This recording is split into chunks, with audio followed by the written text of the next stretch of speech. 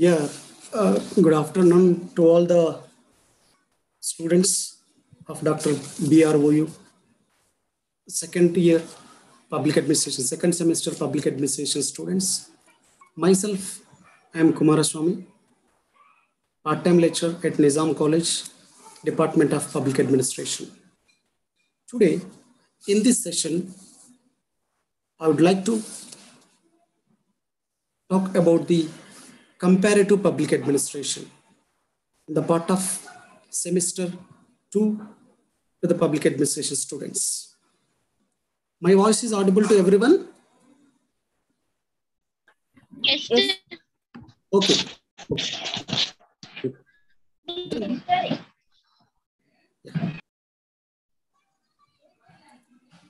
Okay. Then all of you aware about the public administration? See, in the public administration, we have the different concepts, different theories. The theories and concepts which are related to the administrative process, bureaucracy, and other aspects. Today, we are going to talk about the comparative public administration. First, we need to go with what is the comparative public administration?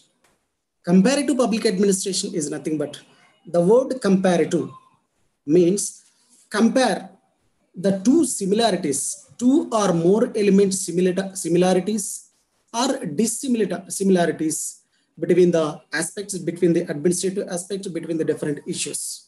So comparative means compare with the other nations. The comparative public administration refers compared to the administrative process of other nations or other countries is called comparative public administration. Means comparative means measure or judge by estimating the similarities or dissimilarities. So in the part of this, we can give the one example. We can compare the Indian administrative process with other countries' administrative process. That is the example for the comparative.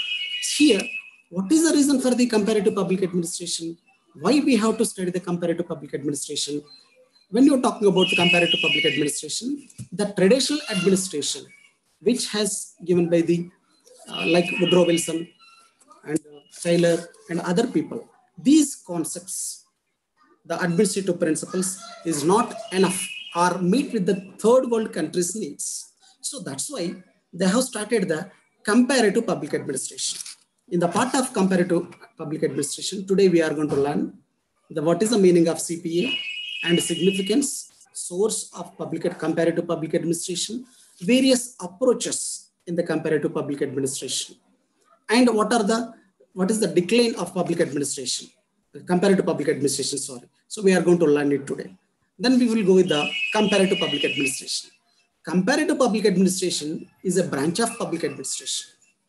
Its focus on comparative or analysis of different parts, different aspects of other countries or other nations is called comparative public administration. It focuses on administrative process or institutions. So what type of institutions USA have? What type of institutions or mechanism like Switzerland government have? For example, we are talking about control the corruption. So we have Lokpal, Lokayukta. Then Switzerland, other countries, what type of mechanism they have? We are going to learn it. And in the comparative public administration, we are going to learn about the voting behavior and political attitude of the different nations. And we can learn the different issues which are come under the administration aspects. So we can call comparative public administration is a cross-cultural, cross-national context. So in this cross-culture and cross-national context, we are going to learn the different aspects which are come under the other countries, this thing. See, comparative public administration strive for the cross-culture and cross-national and try to build a theory in the public administration. Means the traditional theory, traditional public administration theory, whatever exists in the previous, it is not sufficient and it's not made the needs of the third world countries or present states. So that's why they have started the comparative public administration. Then comparative public administration It has grown up in the comparative study of politics.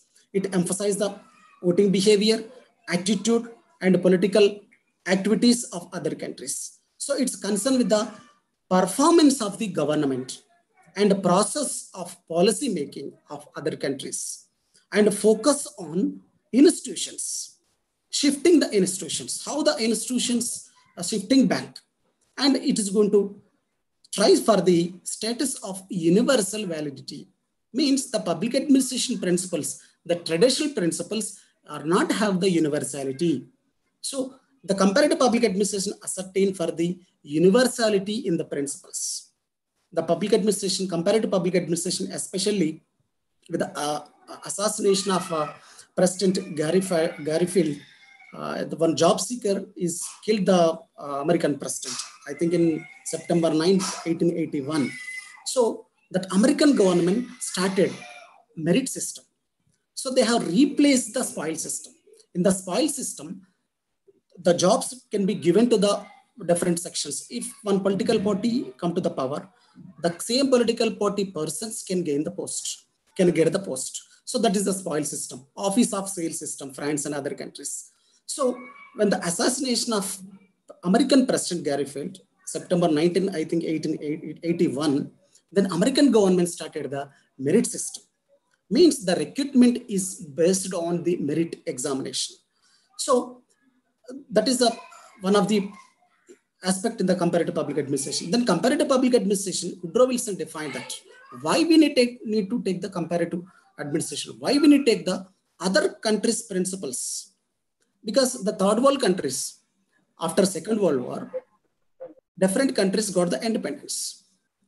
We have the different advanced countries like America, Britain, France are advanced countries. That countries' principles can be applied to the third world countries. There is a question. So that's why Woodrow Wilson defines that administrative practice of Europe countries need to be studied for these third world countries for the development purpose, to elimination of poverty, the best administration process purpose. And he said that Woodrow Wilson in his essay, The Study of Administration, I think all of you are aware about that, 1887, which was published. In that, he said that, he emphasized that administration practice of Europe countries, we need to adopt, we need to practice. But these principles, these practices should not be autocrat spirit. That autocrat principles, if we have, we should not practice it. Whatever the principles we have, the democratic way, these principles, we need to take it. So this is the Woodrow Wilson. And he said that, he argued that when he said that we need to take the principles or the aspects of administration from the other countries, he gave the one example. If I see a murderer fellows sharpening the knife cleverly, I can borrow his way of sharpening the knife, but without his intention to kill other people or commit a murder. So it doesn't mean that he wants to learn from that, the way of sharpening the weapon or sharpening that knife. So whatever the principles we have, we need to take only for the benefit of this country. So instead of negative way, we need to take it positive way. That is the Woodrow Wilson opinion about the comparative public administration. So in the comparative public administration, we are going to exchange the administrative concepts and administrative experience for the growth of public administration. Here, we are going to adopt the different concepts which are in this one. So what is the use of, if we are adopt these principles, we can gain more knowledge about the administrative system. Because the third world countries recently got independent countries. They may not have the administrative experience, best practice.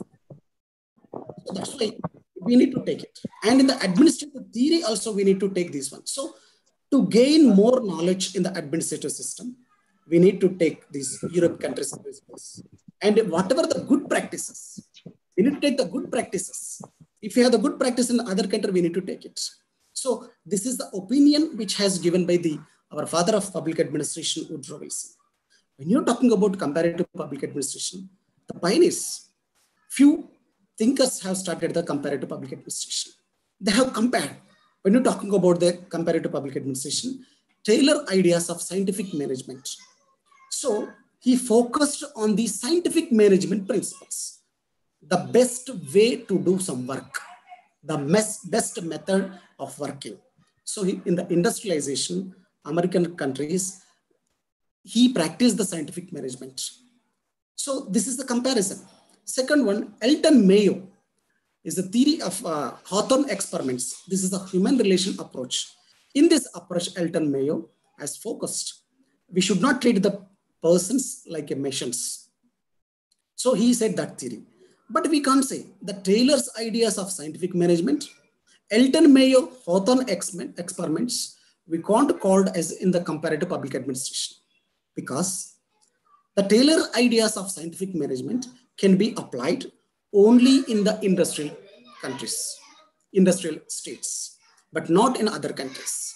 So other countries cannot practice the same principles. So this does not have the universality.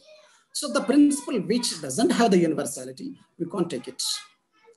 Then we can't call it as a this one. And Hawthorne experiment. This Hawthorne experiment is limited to the Western nations only. The scientific management only limited to the Western nations only. It is a non-ecological approach. It doesn't have the different nations culture. So lack the cross culture and cross-temporal aspects. So that's what, therefore we can't call it as a comparative administration, or it is a non-comparative character. We can't compare it because in the ecology, in the environment, they have the different things. The post-World War, Second World War, Robert Dahl started the comparison. It's a comparison is a prerequisite for the development of science of public administration. So the comparative public administration is a cross-culture and cross-nation. It's ascertain, it's a focus on theory building. So that theory should be universal. Universal means that theory can be applied to the different nations. Third world countries, developing country, or developed country. So that should be here. So the comparative public administration started due to the dissatisfaction among the scholars of public administration because of the traditional public administration. The traditional public administration is a focus on efficiency and these things only. But here, the comparative public administration wants to focus the emerging trends and the different problems. The same concept, the theory how to give the solution to the different problems of the various nations. So that's why they have taken it. And in the post-Second World War phase, the comparative public administration became focused on recently independent states like Asia, Africa, Latin America, and other countries. These states have the different problems. So in previously, I told the same thing is here. These states have the poverty problem, unemployment, hunger, ill health, illiteracy, and agriculture, and industrial backwardness.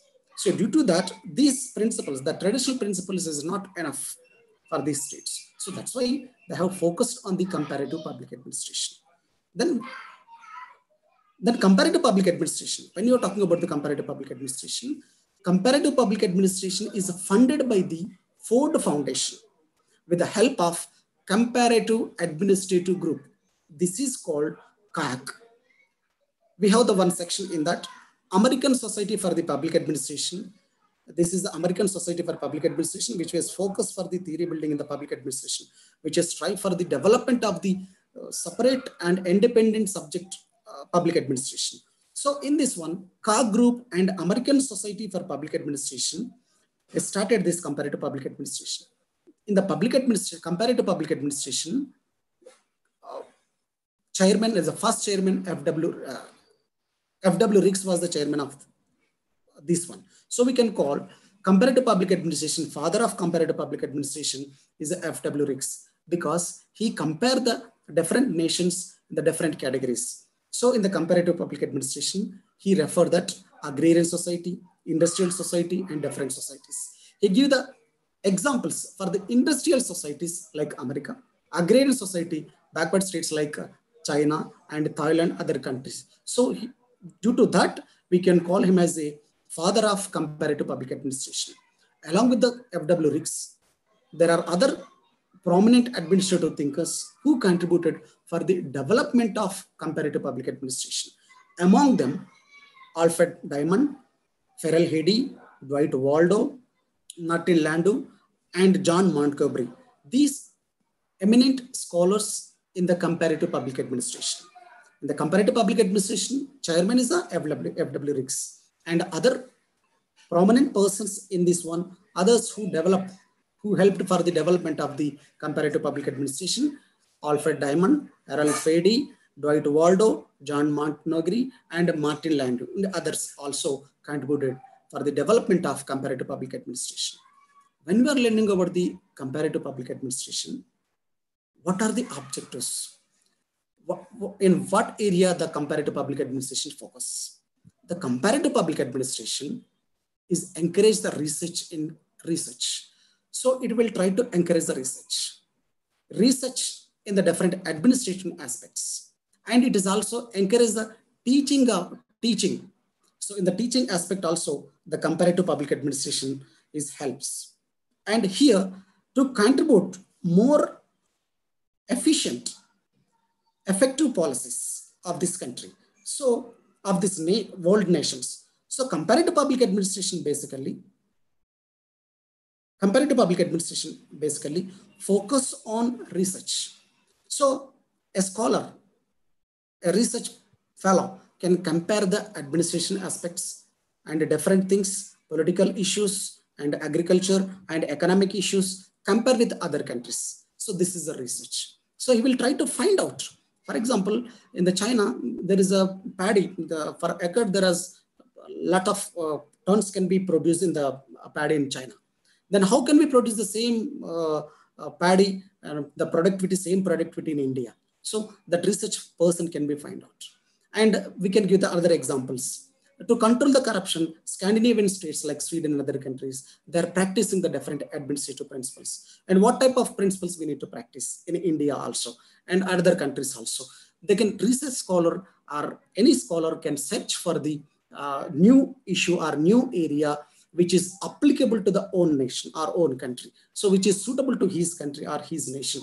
There's an encouragement. Means the CPA, Comparative Public Administration, CAG, Comparative Administrative Group, can encourage the research in the comparative public administration. And teaching, encourage the teaching and contribute the more efficient policies. Whatever the policies we have now, some policies are adopted from the other countries.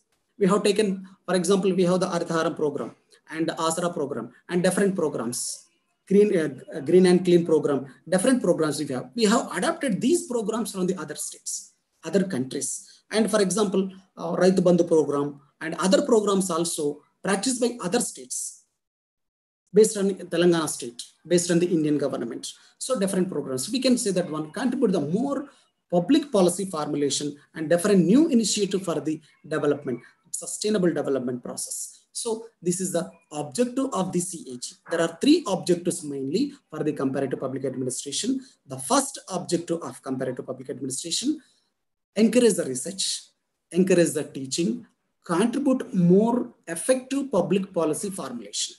Means policy formulation, preparation of policies, different policies is called policy formulation. Next, this comparative public administration have the different definitions. Nerman Rolfia, he defines that comparative public administration is nothing but new corner to the community of academic instructions in the research. Robert Jackson, he defines that comparative public administration means it is a concern with the making rigorous cross-culture comparison of the different nations, structures, process involved in the activity of administering public affairs. Whatever the public affairs the state is practicing, that can be focused on. Rigorously, it will focus on cross-culture and comparisons. And comparative administrative group, it is also defines that comparative public administration.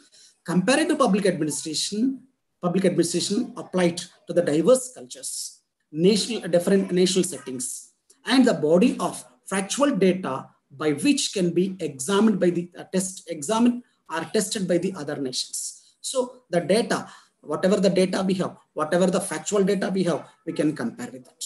So this is the definition which has given by the CAG, Comparative Administrative Group. And Jung S. Chun, he defines that. comparative public administration is a predominantly cross-culture or cross-national orientation. Cross-culture and cross-national orientation. This is not own nation orientation. This is not own culture orientation.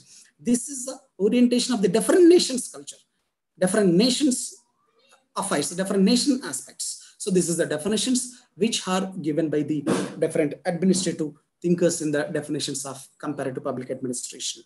Then, what is the scope of public administration? Scope means limitation.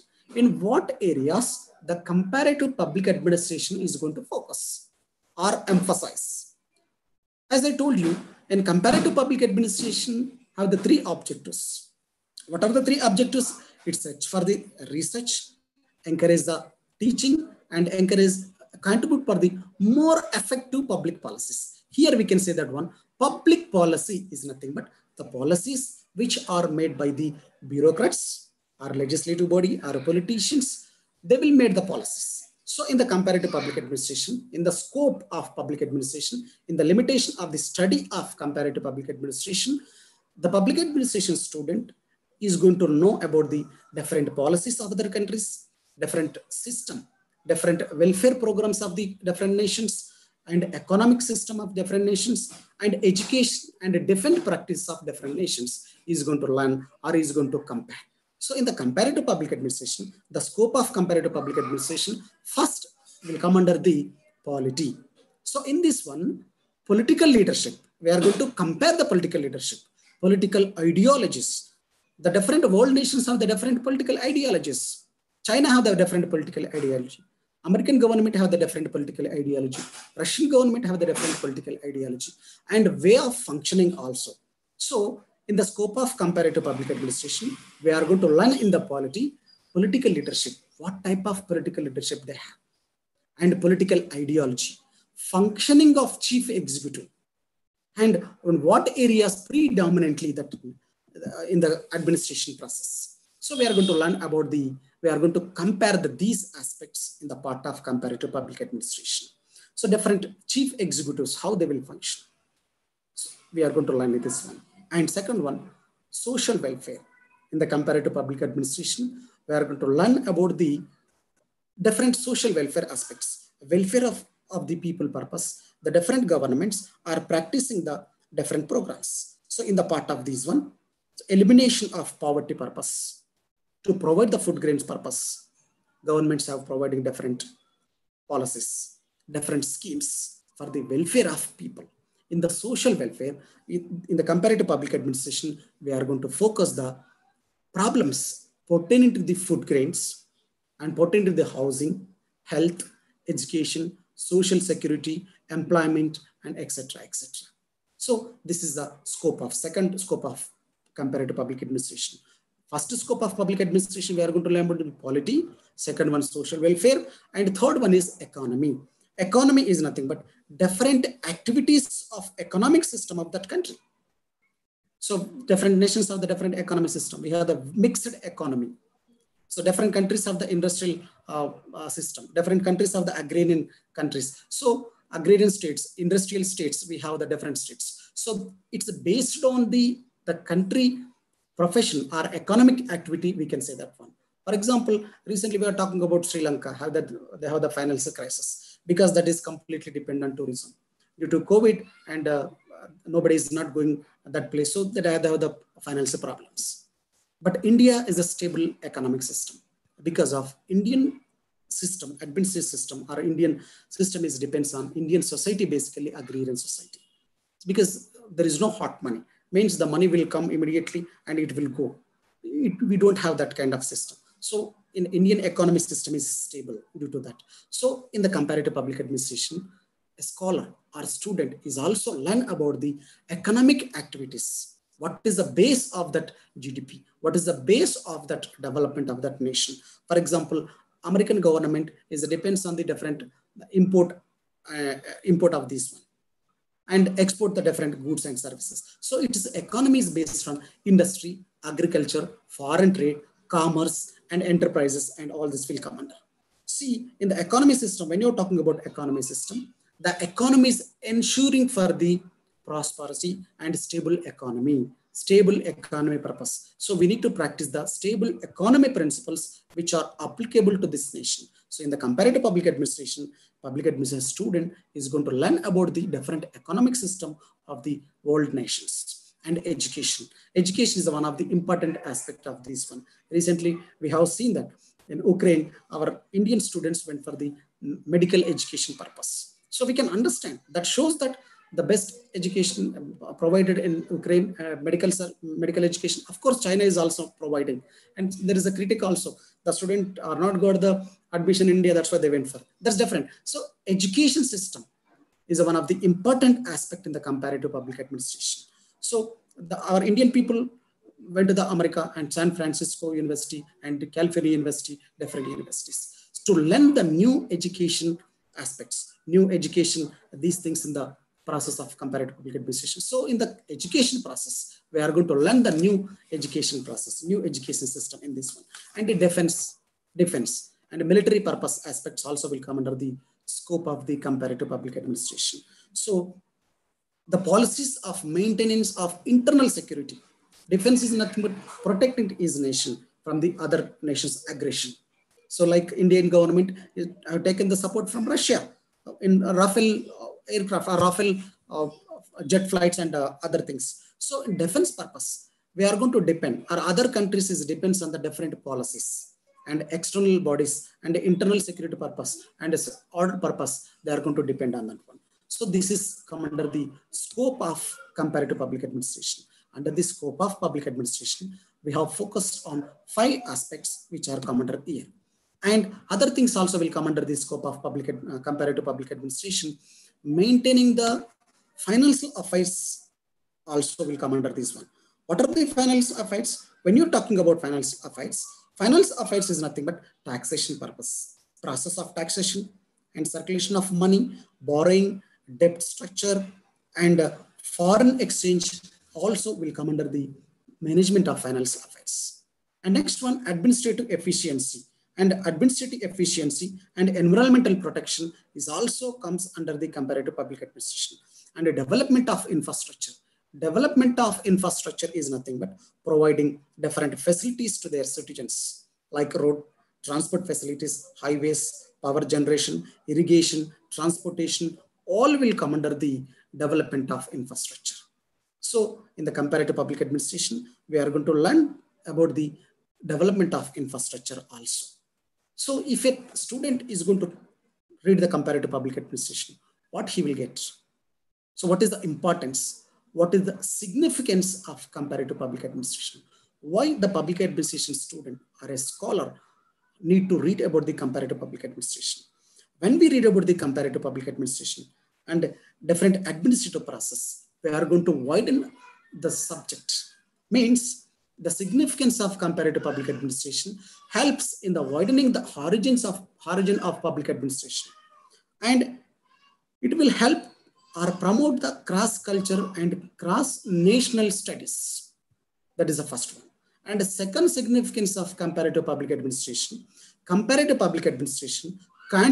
in formulating the theoretical constructs, thereby providing scientific base to the subject of public administration.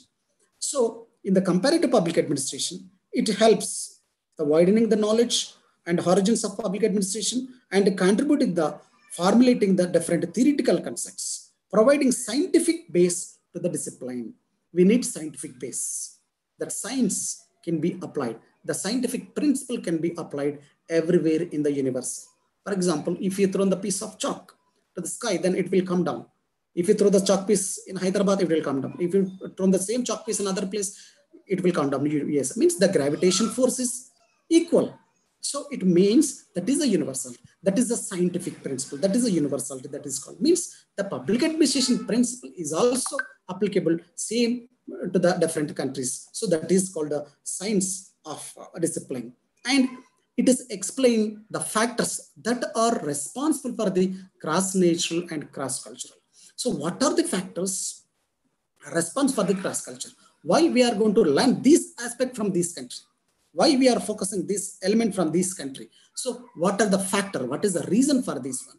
What are the similarities what are the same principles, whatever the dissimilarities with the administrative process of the two or more nations. So we are going to learn in this one. The scholar is going to know the different things, the significance of comparative public administration. First point, helps the widening the origin of public administration. Second one, contributing the formulating the theoretical concepts and explain the different factors which are force or which are responsible for the cross-national culture, and also helps to facilitate and explanations in the literature of public administration. Next one, comparative analysis in a particular environment, how it is helped. In the particular environment, we can learn something easier. It helps the promotion of administrative aspects, administrative efficiency successfully in that environment. And the next one, help for the measuring the administrative capability of different structures and administrative ability and capability of the different nations we can learn. And a particular administrative system, how it is going to react.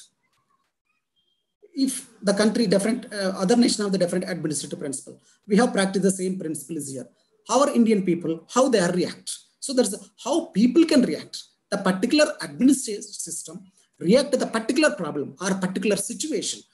So this is a significance of comparative public administration. And it helps to find out the best way of administration. And it will helps to modify the existing law or existing procedure. In the comparative public administration, we can modify. And we can modify the administration procedures, administrative structure, and particular problems of these one, and administrative settings of other countries which are successfully continuing or successfully practicing. So we can say that one, if the administration principle, one country is practicing best administrative principle, we can adapt it. So we can say that one, institutional grafting. So we are taking that principle other countries, so that's why we can call it a institutional grafting. Grafting, you know that for plant grafting we have. So easier. Then source of comparative public administration. What is the source of comparative public administration? First, the comparative public administration source. First one is policy-oriented catalyst. In the policy-oriented catalyst, in the comparative public administration, to develop the particular knowledge to make the policy formulation. In the policy orientation, to develop the particular knowledge to make the policy formulation and policy execution more effectively. That country, how it is practicing, how it is executing the particular policy, particular policy or particular this thing. So here we can learn that one. Policy oriented catalyst is nothing but to develop the particular knowledge in the policy formulation. Policy formulation means preparation of policy. How we need to prepare that policy. And execution of policy. Execution of policy means the method of implementing that policy can be called policy execution. So how the parliament procedures we adapt from the Britain. So this is the policy formulation, policy execution. This is we can say that one, it is a comparative public administration. Here, this one means we are based on the Britain administrative system. We are taking the different principles in the parliamentary processes. We can say that one, policy formulation. For example, budget, introduction of the budget execution of budget, different aspects we have drawn from this one. For example, fundamental rights from the different countries, fundamental duties from this one. So we can say that one, this is a policy orientation. Policy orientation means policy formulation and implementation. It is called policy formulation and policy execution. So this is a source of comparative public administration. That's the first aspect. Second aspect, intellectual oriented catalyst. Intellectual oriented catalyst is nothing but develop the universally relevant theoretical models. So that is the intellectual. That model can be applied to the entire world nations, not to the fixed to the particular country. So that is the intellectual oriental catalyst. If we prepare one principle which are suitable to only one country, we can't say this is one universal. If that principle can be applicable to the world nations or the entire world, we can say that one that's a universal. Means we need to develop the universal relevant theoretical models. Whatever the models we are preparing, whatever the models we are practicing, it should be universal. So next one, the behavioral moment. The behavioral moment is nothing but behavioral moment in the public administration is an important aspect of this one. Behavior movement started again is the reaction again is the classical thinkers, the classical structure and classical approach. Whatever the traditional administration principles we have, again is that the behavioral movement was started in India and other countries. So in the public administration concepts, in the theories, in the comparative public administration, we are going to know about the behavioral movement of other countries. Next one, comparative political movement. The comparative political movement is nothing but revisionist movement in the comparative politics. Revisioning, remodifying it, that policies or politics of different countries, and a dissatisfaction with the traditional approach. This is because dissatisfaction of the traditional administration practices. The traditional practices have to remove, and in that place we need to modify the modern type of principles which are applicable to this one. So this is the comparative political movement. And emergence of third world countries. Emergence of third world countries is nothing but newly independent countries. After Second World War, almost all 68 countries, as per my knowledge, got independence. These countries have the different administrative settings previously, different principles previously. So emergence of these third world countries have the different needs. They have the different socio-economic background and development practices. And they have the different opportunities. They have the different scientific investigation.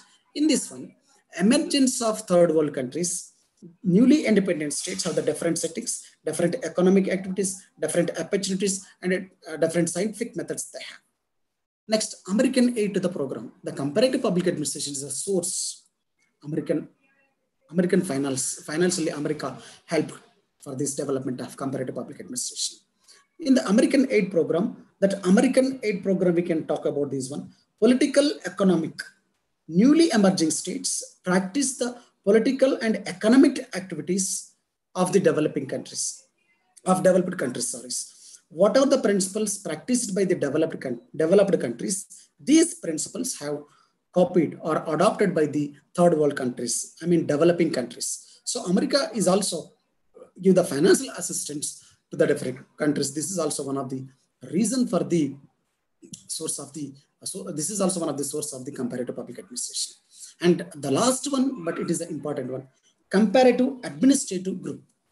That comparative administrative group, as I told you, it is funded by the Ford Foundation. The Ford Foundation helped financially helped to this one. So in this one, we can say that one, in the comparative administrative group, with the help of American Society of Public Administration, it has started the research and other things. It's help for the theory building and cross-cultural, cross-national settings. So it is helped in different ways. Search for the theory and practical application, broader field, the comparative group helped to formulate the different theories in the comparative public administration. This comparative public administration are the three approaches. Mainly they have the three approaches. The first approach, we can say that one. First approach in the comparative public administration, I forgot to say this one. In the comparative public administration, we have the three approaches. The first approach is called bureaucratic approach. What is the bureaucratic approach? Bureaucratic approach. In this bureaucratic approach, basically Max Weber bureaucratic approach. The Max Weber is a German sociologist. He proposed the ideal type of bureaucracy. This ideal type of bureaucracy is based on bounded legal rational authority. Means the authority, the bureaucracy is based on legal or a law or a constitutional based authority. So this is the bureaucratic system. Means the bureaucratic system, the administration is based on laws. So this type of ideology, this type of approach is proposed by the Max Weber. So in the bureaucratic system of approach, it's a focus on hierarchy system, specialization, selection method, and selection of personnel, and merit system, and impersonal orders, and other things is focused on bureaucratic system of approach. In this bureaucratic system of approach, in this bureaucratic type of administrative process, Max Weber focused on ideal type of bureaucracy. Again, repeat you, approaches to the comparative public administration, bureaucratic system of approach. In this bureaucratic system, this bureaucratic system approach is proposed by Marx Weber, German sociologist. He proposed the ideal type of bureaucracy. It is based on legal rational authority, bounded legal rational authority. Legal rational authority, bounded rational authority.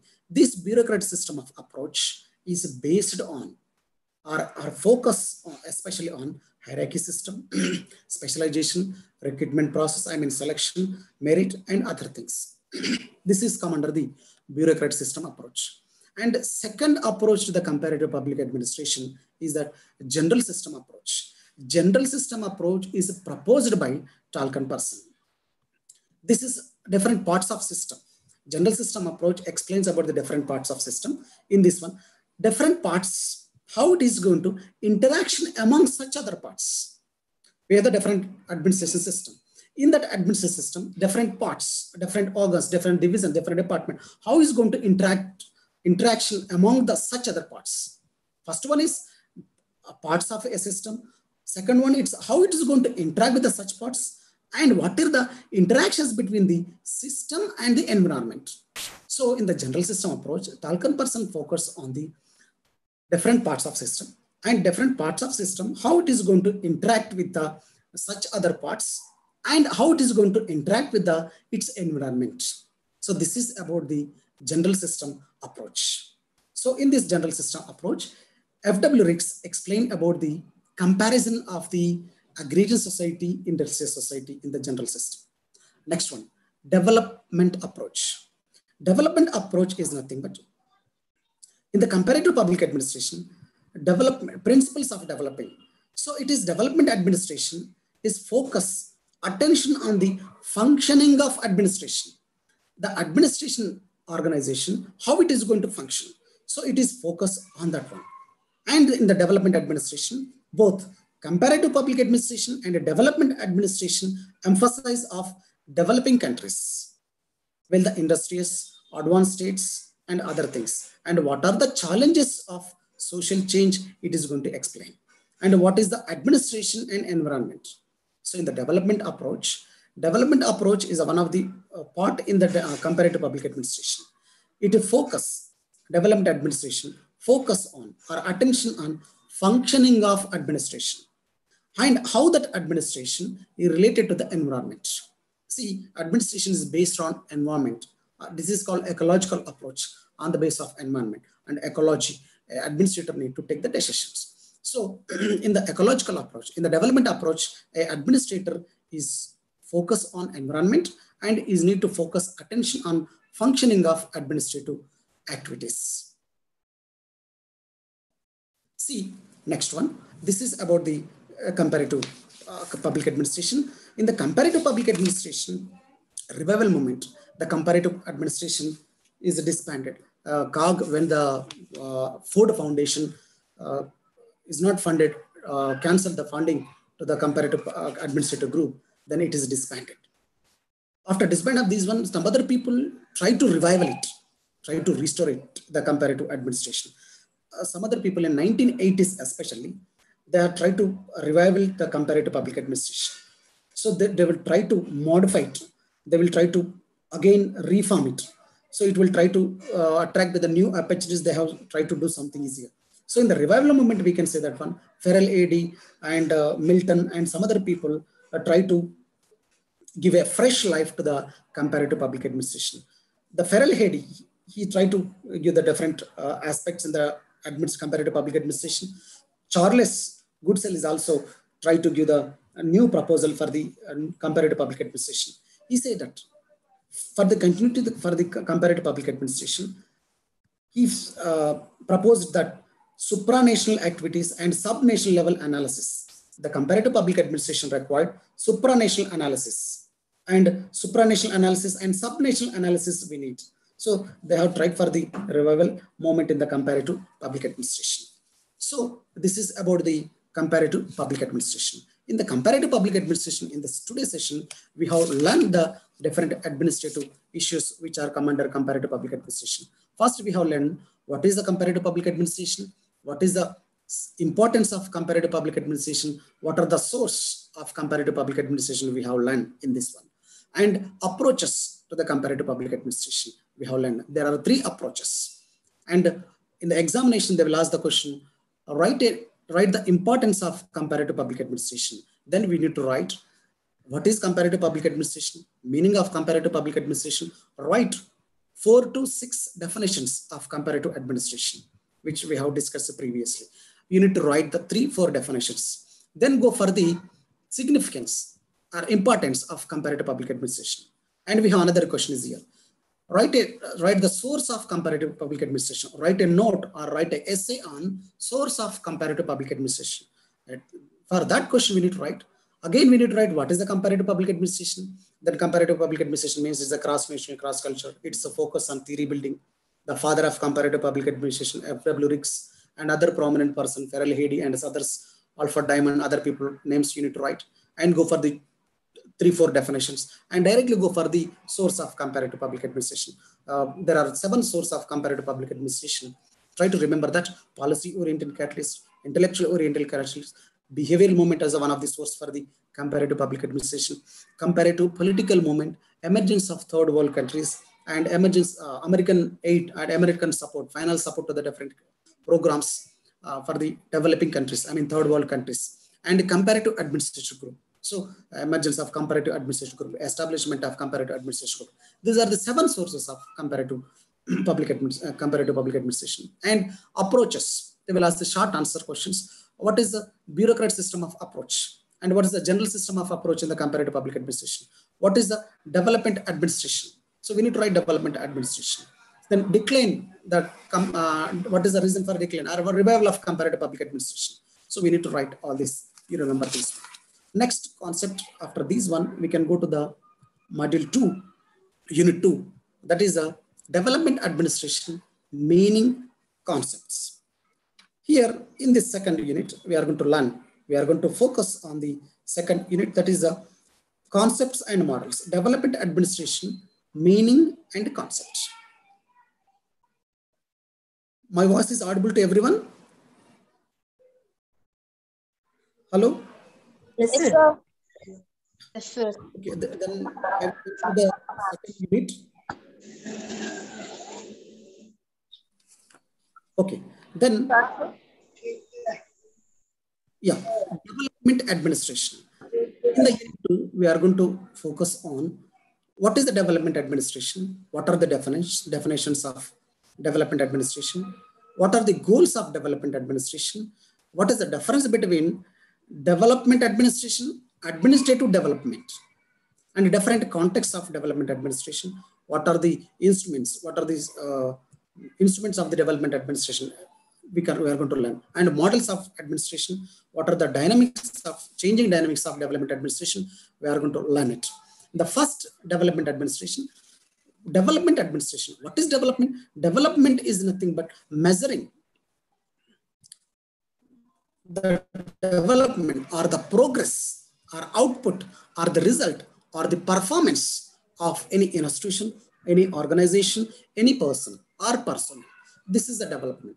Means we are measuring that. The development is nothing but the development term refers that performance or output of the country or output of a policy, output of a nation. See, we are talking about the India is a developing country or a developed country.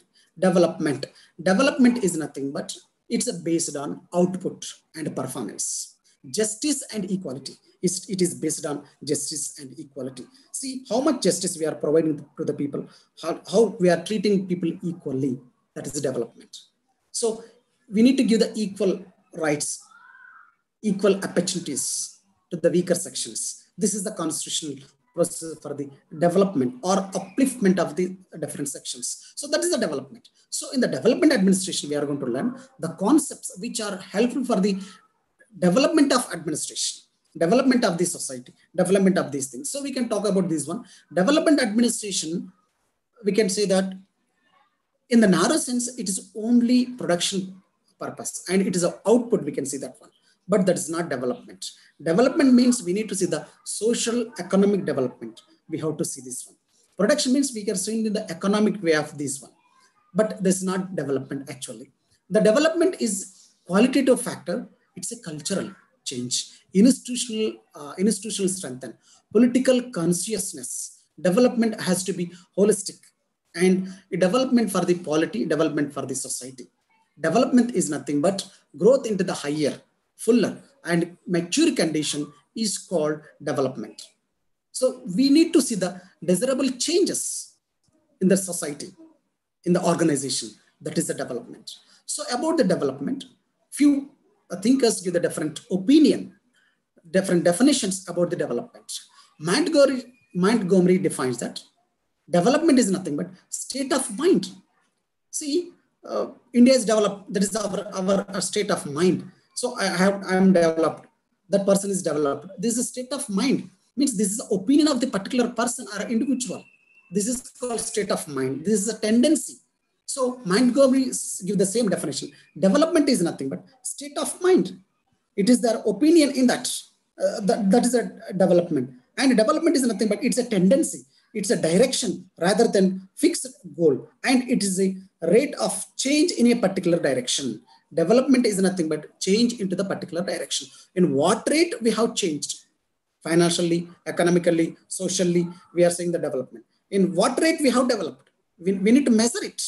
What are the parameters to say the development? So that is the development. And F.W. Ricks defines that development is nothing but it is a process of increasing autonomy, the ability to take the decision, that is autonomy. And development administration, go to the development administration. Development administration is nothing but formulating and implementing the plans or policies or programs or project to improve the social economic conditions of that country. That is the development administration. The term development administration first used in 1950 in the present change of public administration. The development administration, the term development administration first coined by the E.L. Goswami, Indian scholar. Remember that American scholar has not said about this first, that word development administration. E.L. Goswami, he said about that development administration. In 1955, he wrote an article. In that article, Structure of Development Administration in India. In that article, in that publication, he said about that word development administration. But George Gaunt, he's called as the father of development administration. See, that word is coined by the Indian scholar, E.L. Goswami. But the father of development administration called George Gaunt. He wrote that book, Development Administration, Concepts and Goals and Methods. So he wrote that book. So he contributed many things for the development administration. So we can call him as a father of development administration. In the previous class, I told you, father of comparative public administration, F.W. Ricks, and here, father of development administration, George. Please remember that the development administration word used by the first kind by the E.L. Goswami, Indian scholar, but father of development administration, George Gaunt, and others also contributed for the development of this one. Same thinkers like comparative publication thinkers, remember those names, and you can write their names in the development administration also, except the Widner name. You need to write the except year Widner name. You need to add the Widner name.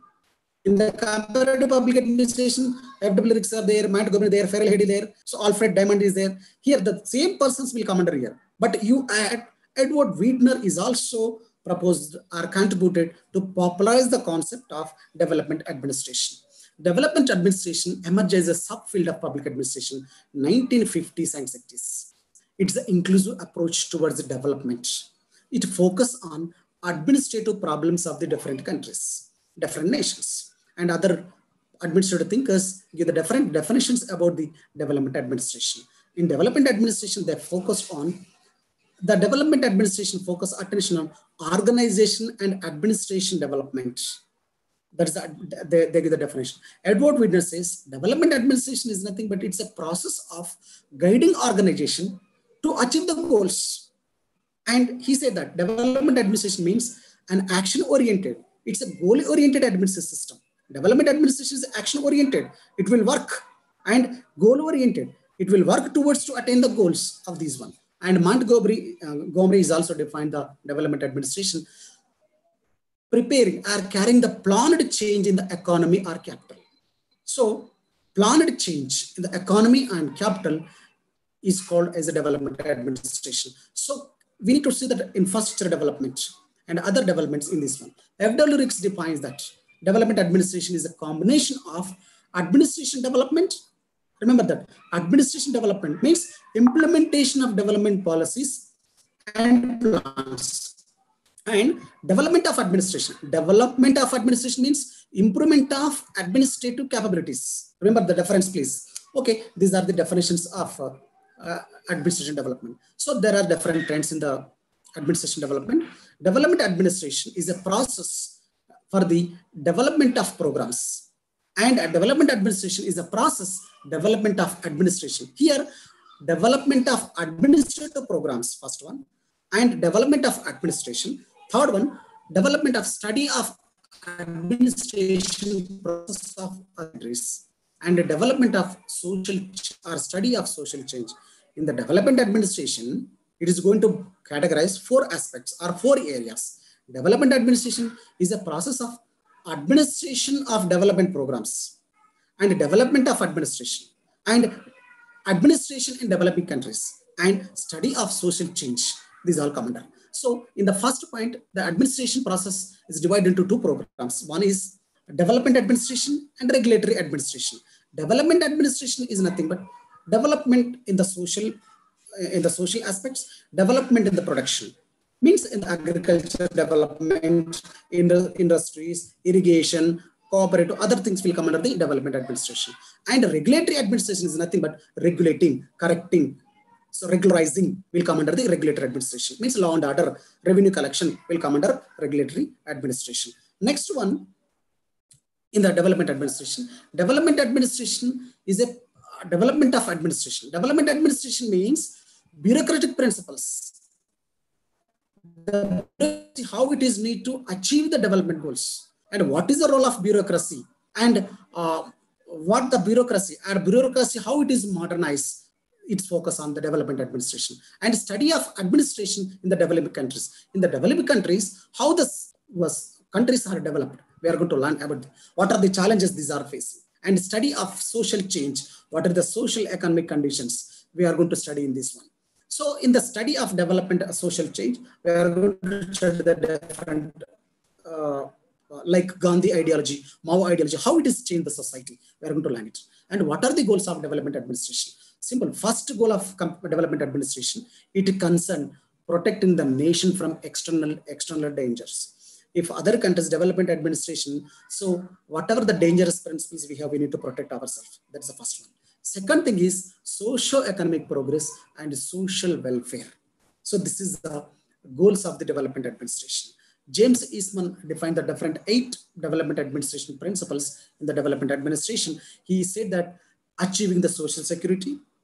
Social security means from the aggression of the other countries, ensuring the internal security. These things will come under here. And the next one, integrating the diverse ethnic, religious, communal, and religion elements into the national polity. So we need to protect from the these political and communal aspects also into this nation in the development administration. Next one, organizing, distributing formal power among the organs. It is also will come under. And displacement, traditional, social, economic interest, and psychological thing, mobilizing savings, financial resources, and effective management system, and achieving the international, secure in the internal community issues. These also come under the development administration aspects. So next one, development administration and administrative development. See, development administration means it deals with the policies and programs. Development administration.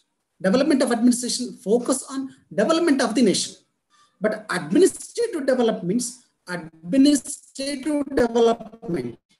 Administrative development means empowering the administrative structure. Means the rationalizing, bringing about the radical changes in the administrative process, principles, and traditionalist approach and framework. We need to change it. So this is administrative development, means empowering the administrative process, administrative structure. That is called development administration. And development administration in the context of different aspects. In the historical concept, development purpose in two Telugu states, we have the Krishna Godavari River project. In that, we have the development historical background and political context. In the political context, American scholars, they are trying to focus on administrative improvement, creation, or strengthening the administrative system in a society. See, we can't strengthen the administrative system in a weak political system. So it's dangerous to the development administration. So we need strong political system for the democratic, for the strengthened development administration, and the critical relationship between the administrative system and political context. In the development administration, in the context of development administration, we need administrative system and political system should be strong. So this is come under in this one. Number of the other principles also will come under here. So this is the development administration. Next will come under the economic context. In the economic context, we can see this one: development administration, production, distribution, and establishment of public enterprises, and how the state is going to control the finance system also will come under the economic context. And socio-cultural context. In the socio-cultural context, it is focused on anti-development elements. So in the social context, to develop civic temper, we need to follow the science and technology and political consciousness, desire for the better society, social order, zeal for the better life. These are helpful for the development of administration. So this is the socio-cultural context. And what are the instruments for the development administration? So there are different instruments in the development administration. First one, administrative system of that country. So we are dependent on the administrative system of that country. If we have the best practices, best bureaucrats, then allied political system, then the administration can be automatically developed. So we means the administrative system, civil and military, is considered in the indispensable instrument in the administrative system. So for the development of administration, civil service officers and military officers play a major role in this one. So bureaucrats also play the important role in this one. So next one, political organization, political parties, political ideology, political direction is also help for the development of this administration. Next one, voluntary organization, different NGOs, how they are contributing, what are their contributions to the society, and how they are suggesting the government for the reform purpose. Reforms, some NGOs will recommend the government, and some NGOs protest against a particular policy. So that policy, if harm to the nation, then NGOs and pressure groups is also play the important role in the development administration. And people's organization, people participation is important like democratic society. People participation, people's organizations, and people's movements in the different administrative process is also important for the development administration. And models of development administration, ideal model of development administration, first model. So we have the question is here. In examination, they will ask the question, what are the models of development administration? Ideal model of development administration. It is based on plan direction. So in this plan direction, government machinery will formulate and implement different policies to achieve the desired goals. In the development model, in the ideal model of development administration and ideal model. So it will fix it with a few principles. So we need to practice it. That is the ideal model of this one. So this ideal model of development administration will help for the social economic progress in the country. That is the ideal model of administration, development administration.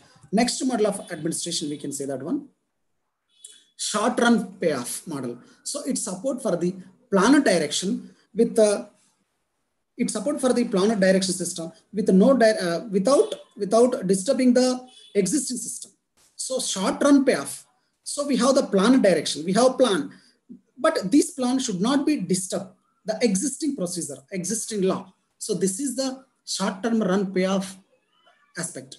And long run payoff, this model provides planet system of direction, planet system with no directional growth, may not result in the immediate growth. So long run type of administration, development administration, this one, immediately it won't give the results. And failure model of development administration, the concept, development administration, model of development administration.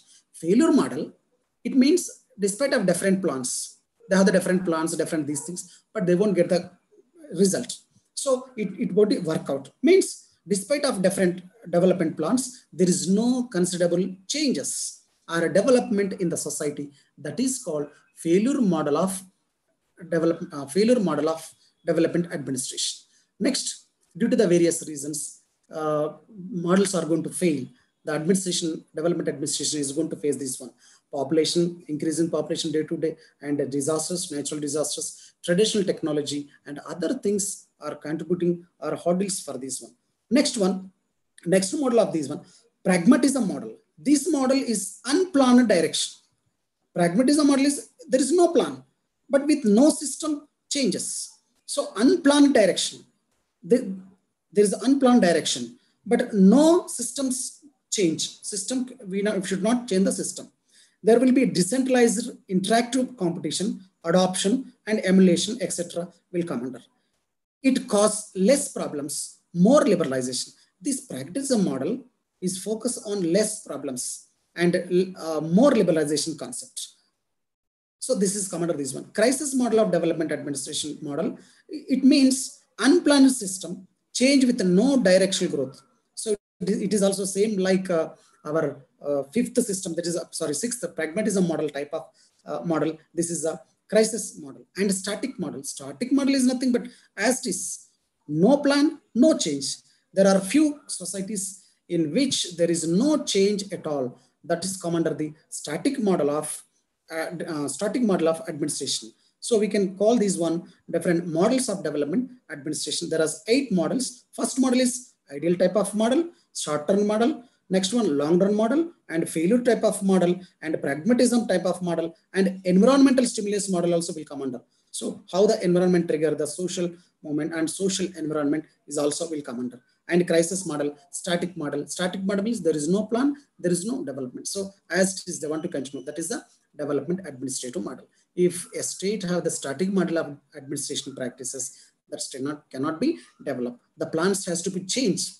The plans, when we are implementing, when we are executing the plans, then we need some growth, some development. So that is the best principle for the development administration. And the next come under the changing dynamics of development administration. There are different changes, particularly in the public administration, due to the fact of models of different ideas could not capture the public administration. The ground realities, development administration failed because of the basic reasons in the locality, in the particular state, in the particular area, we are not understanding. So that's why the development policies and the development administration is failure easier. So ground realities of different countries are the different. We need to understand that. And party ideas also different. And Western society ideas also different. Due to that, we are not going to reach the expected result in this development administration. And in the development administration, 1970s were realized that economic growth. When you're talking about development administration, in the development administration, 1980s, we have the different economic growth. We are focused on economic growth is here. And the next one, 1980s, 70s and 80s, pragmatic from the growth from the citizen-centric type of approach. Citizen-centric type of approach. Citizen-centric approach is nothing but citizens what they require, what they need. On the base of people requirement, the state has to make the policies. That is called administration process. That is called citizen-centric type of model. And 1990s concept of sustainable development. Continuity. Development should be continued. 1 year development after immediately fall down the particular sector, particular issue means it's not development. So development should be continuity. So that is a sustainable development. So sustainable development purpose, the models of development administration is important for the system development of different practices, different principles we need to practice it. At the end of these one, the development models and administration system have not success to improve the sustainability of economy and quality of general masses. The reason is that the ground realities the administrators not catch, and development turned out anti-human and eco-destructive systems on the name of development, anti-human practices and eco-destructive, and means which are harmful to the environment. These type of practices, these type of programs or policies implementing on the name of development. So development should not be impact on anti-human means against human rights or against the environment. So it should not impact on environment. So if it's impact on environment, it should be less impact. For example, one water project is constructing for the development process, agriculture development purpose. So it should be reduce that harm or reduce that area, submerged area has to reduce. So these precautions we need to take for this success of administration. So all will come under the administrative changes and changing dynamics of administration. So this is about the development of administration. So we have learned today comparative public administration and development administration aspects which are come under. In the development aspect, we have learned what is the meaning of development administration, what are the goals, and the difference between development administration and administrative development, and what is the context of development administration and instrument of development administration, models of development administration, changing dynamics of development administration. These aspects today we have discussed. Any doubts or clarifications?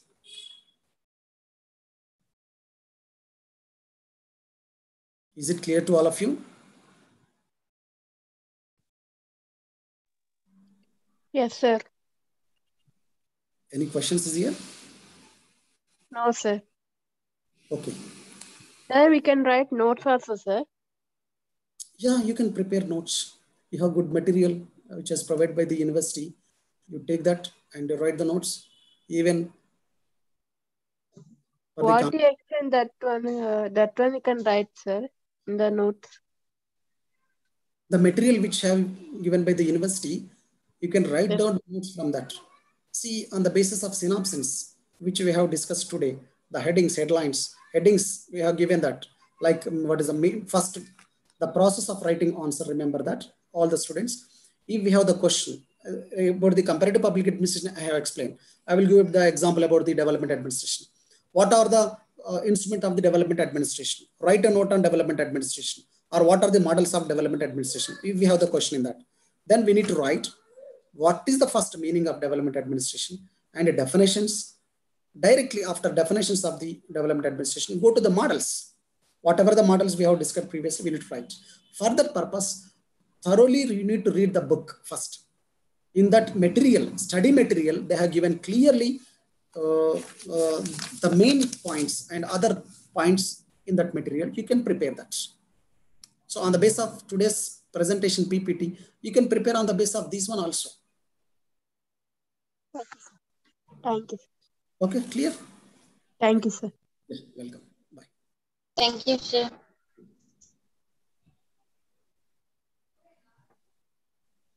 Thank you, sir.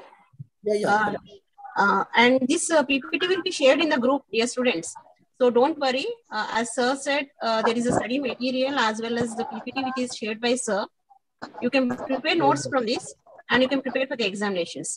And as sir also mentioned few of the questions which could probably come in the examination. So first thoroughly, as sir suggested, read the topic. Then you can understand it easily, and whatever the question is asked, then you will be able to write. Okay. So with this, we'll close this session here. Okay. And we'll share the link as well as the PPT presentation in the group. Okay, ma'am. Yeah. Okay. Thank you. Thank you. Thank you very much. Thank you very much.